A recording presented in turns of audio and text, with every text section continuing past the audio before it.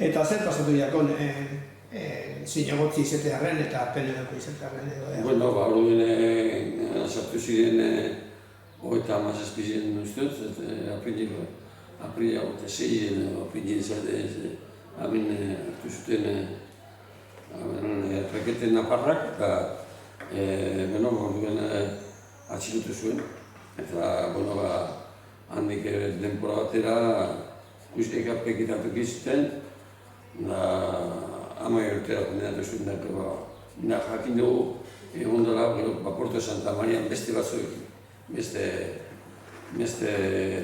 udaltzeko batzuekin. Da hori neko gutzago barriz izan da, niretzat bintzat barriz izan da, nik gogatzen naz, Astorgan egon zala.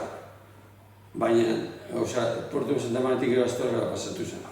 Eta han beti nik Astorgako gehiago zuten Portoko, baina ez da, Portoen denbora gutxi Guaban edo zer, baina Astorgan bai hilo urte gota bat zen.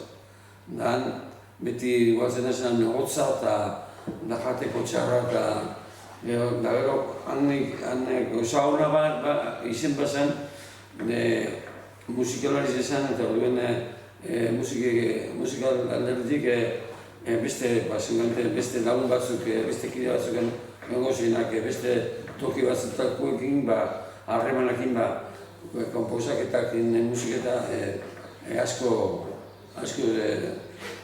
daurretik erreze irakurtze ban erdeaz da euskeraz da liburu mordoa da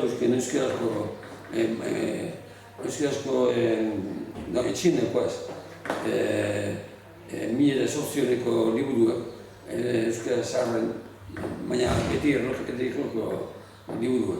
Hortan oso neku, hor sasoko gozak, ez?